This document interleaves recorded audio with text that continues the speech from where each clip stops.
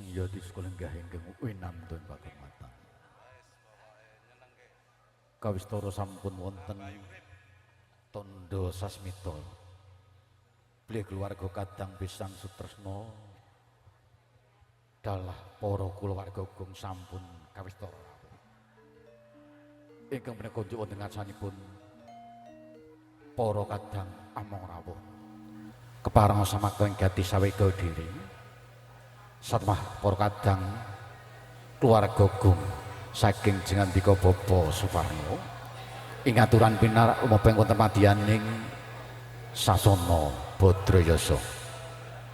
Ing mangkil maksananing para kadang lamun cinandra persasat umampaing maesa bineret.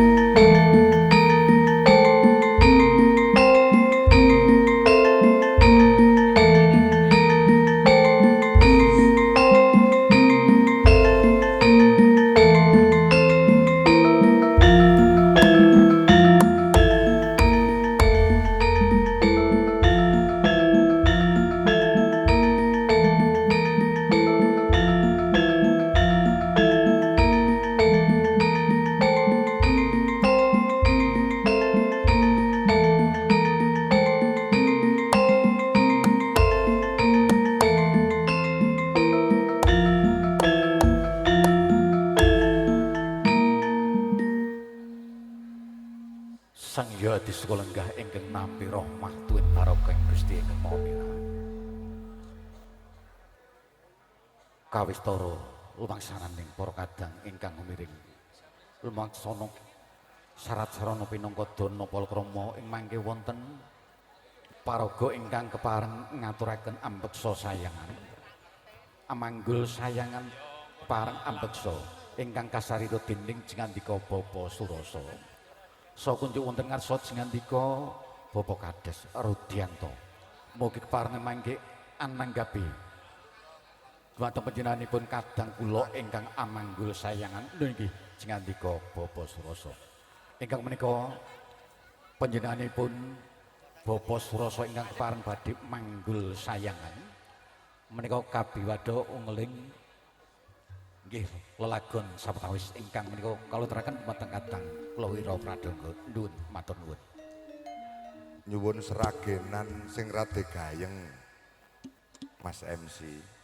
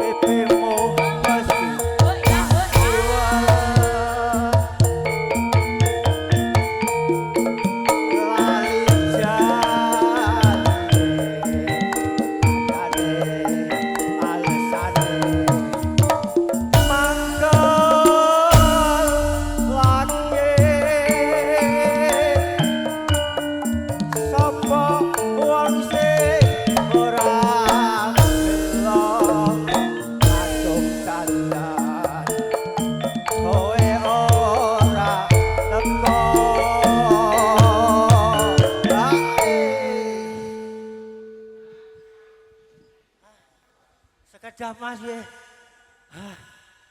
Sekedap. nggih Menggos Pak Dah. Mumpung saking pasar gudang niki wau. monggo Jan-jane kowe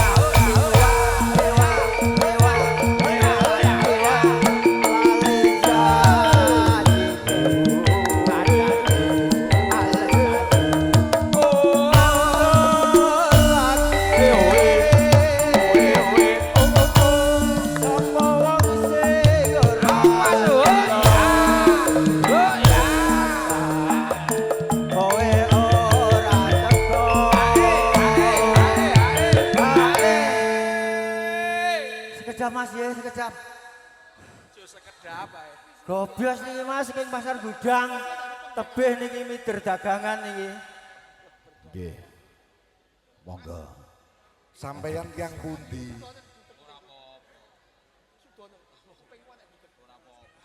Oh, ditelaske lagune riyin. Nggih.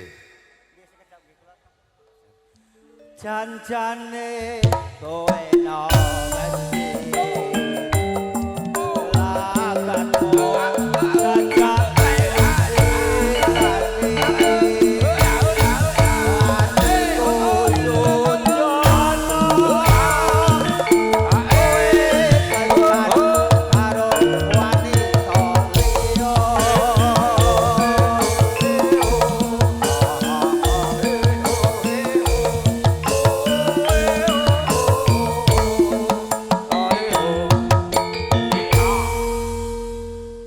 Konco pendengar sojengan nika Bapak Rudianto mugi mangke nggih kepareng ananggapi saking panjenenganipun panjenenganipun Bapak Suroso ingkang nggih manggul kesayangan. kula nuwun nderek tangan. Monggo piyayi Napa? pundi? Tebih saking Gunung Kidul. Lah dalah.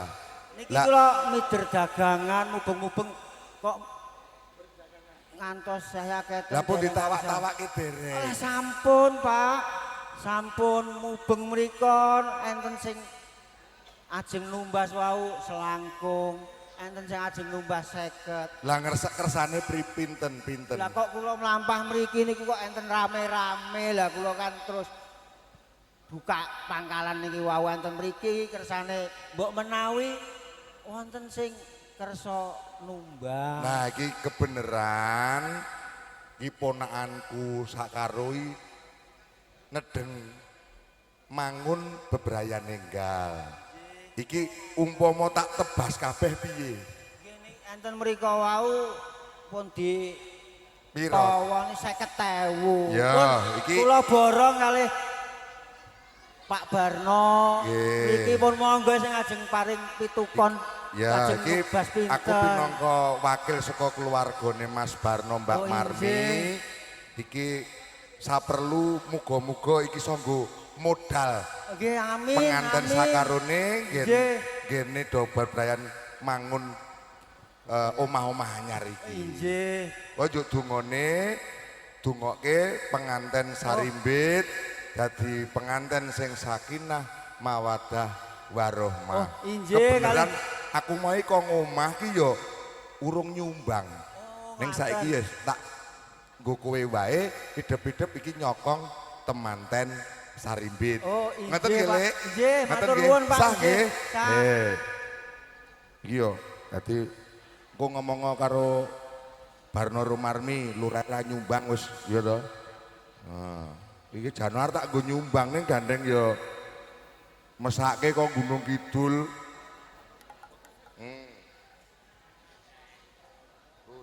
Jano ya arep nyumbang 200 karo ponakane wedok niki ya. Ngeten nggih, niki pun sah sampurna kabeh muga iso handayani keluarga Mas Barno Mbak Marmi sing dina iki lagi ngadani adicara Daup Putra Kekalih. Oh, injih. Nun dongane nggih, Le. Nggih, kalih nderek Matur memuji. suwun, nggih. Mugi-mugi anggenipun mentas ngemahaken putrinipun sageta cekap ngajeng tirahing wingking. Nggih, matur Lan suwun. mugi-mugi barokah. Amin. Lan dumateng temanten kekalih sageta samawa bejo donya dumugi ing Amin, akhirat. Allahumma amin. Matur nuwun, mugi berkah. Matur Niki nuwun. jenengan papan ki sing ora ganggu dayoh nggih. Pundi, Nggih. nggih? Gelangsaran, Co. Yo, gelangsaran, ki nyingkirke.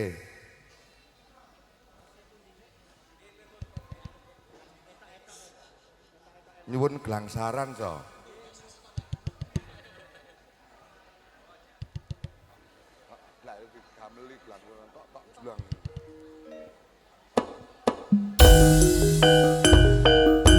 Matur suwun wekdal kondur malih Bapak MC.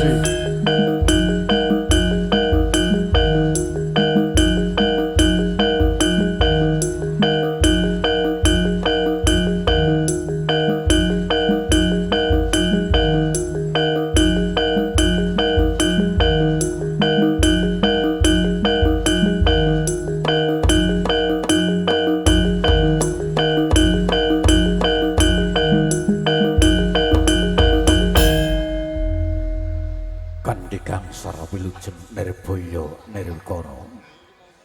Dan inggih pamangguling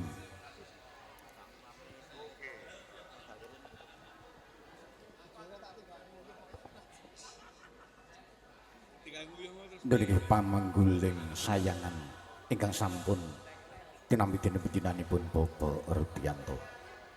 Nuwun para pinisepuh sesepuh haji sepuh ingkang kanggung mestuti tempianing kautamen. Para rawuh kagem nyaputri saking para lenggah ingkang nampi rahmah tuwin barokah saking ngarsanipun Allah Subhanahu wa taala. Nuli wonten ing rekaludangan ingkang prayogi menika kula tinuting dening Jengandika Bapak Suparno sekalian garwa Ibu Sumarni. Nuli kepareng ngaturaken runtut gemelaring parigian prasaja imangke kaludhiraken nuwun semoga kanthi asesanti murih mulya widadot nir ing sambikala.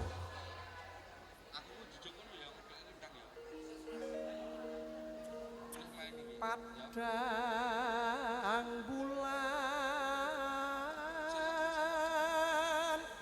gegen cara Padang ing rembulan persasat purnama kang lagya dadari.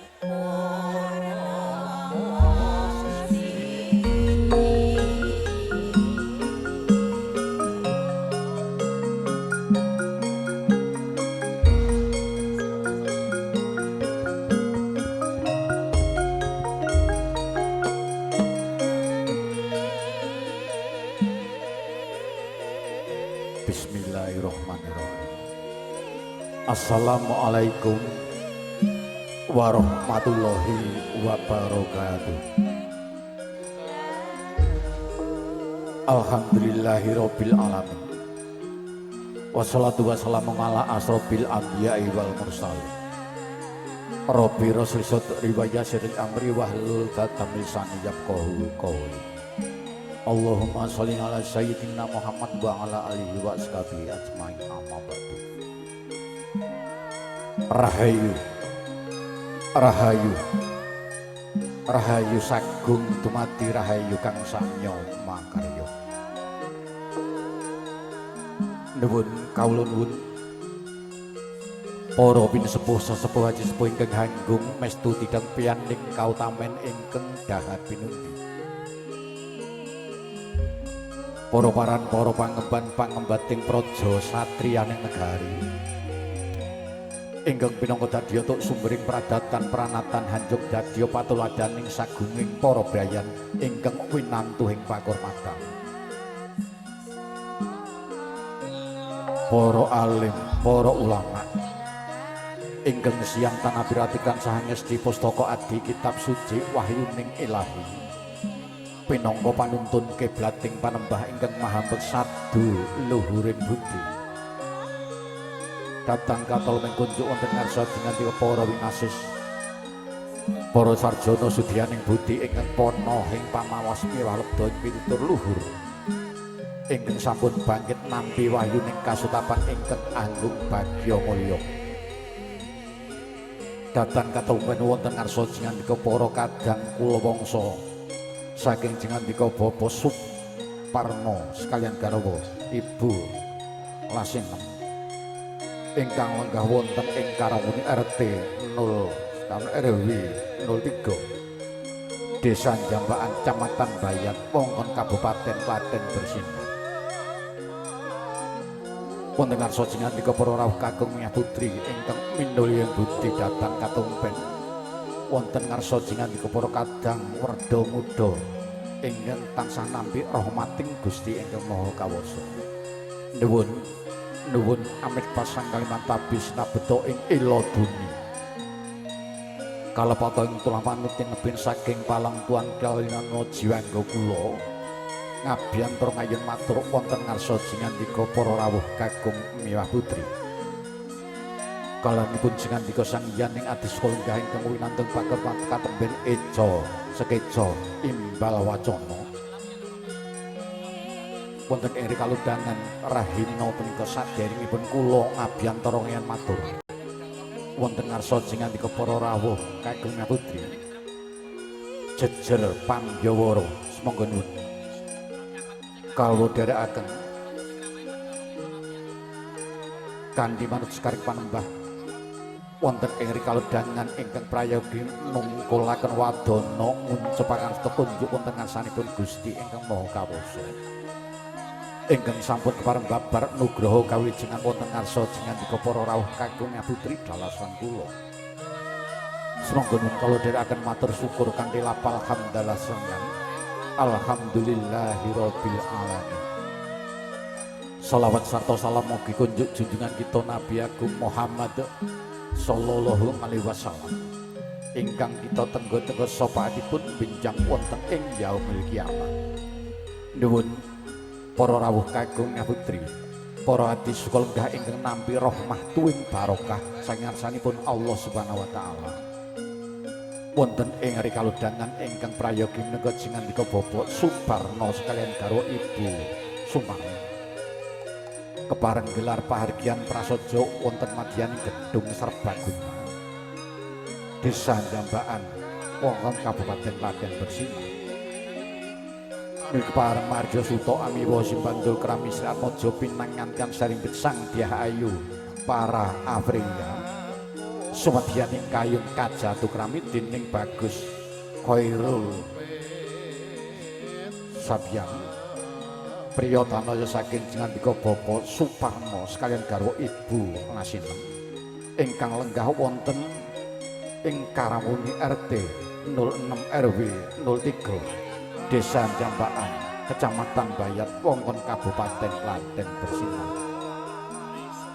Sang Yati Sekolenggah ingkang winanteng pakurmatan jumbuh kalian ronjaning gotra wacana ingkang sampun rinunce dening sagunging para kulawangsa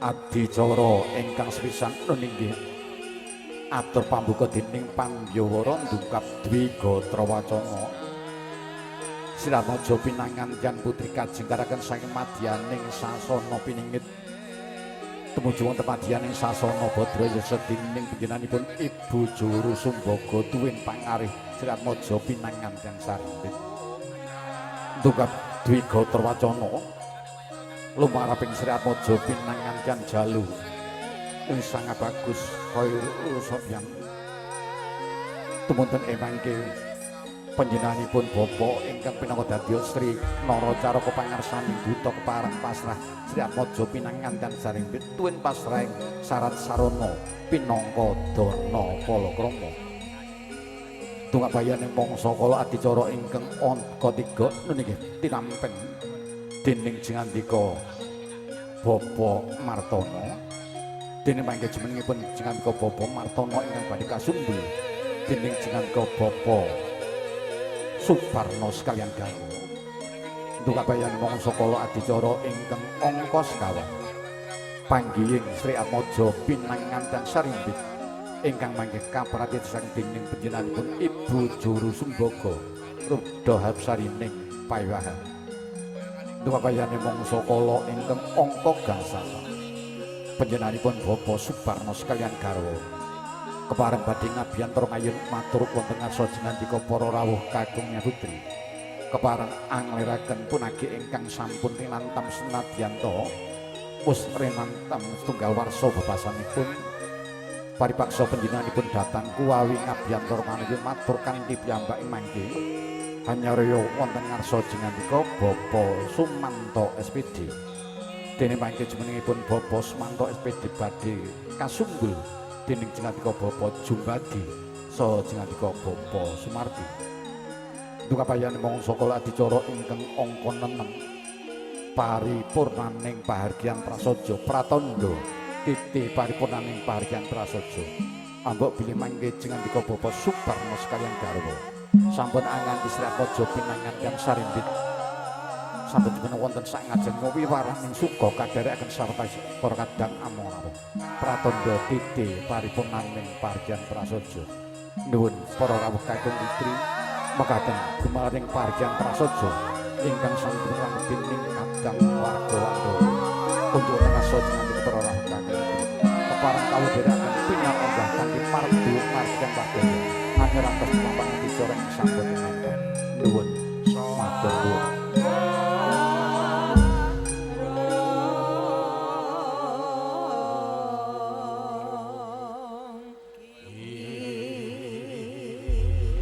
wonten ngarsa jingandika para pinsepuh. Sesepuh haji sepuh ingkang hanggung mestuti kang peyaning kautamen ingkang dahat pinundi. Wonten ngarsa jingandika para pangemban pangembar ing praja satriyane negari.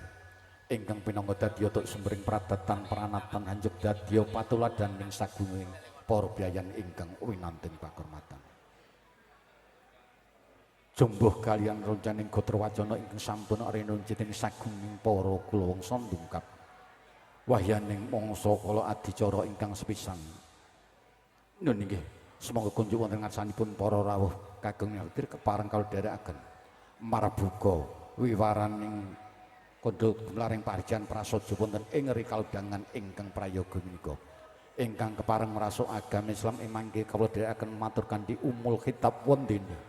Ingkang kepareng merasuk kapitadosan sanes. Kawula dherekaken nunggil yoni minta welasaning Gusti ingkang Maha Kawasa. Satemah babar kawilujengan wonten ing rikaldangan siang punika. Ing wasana sumangga tinarbuka kanthi umul khitab Al-Fatihah. A'udzubillahi minasyaitonir rajim. Bismillahirrahmanirrahim. Alhamdulillahirrahmanirrahim. Iyyaka na'budu wa iyyaka nasta'in. Ihdinas siratal ladzina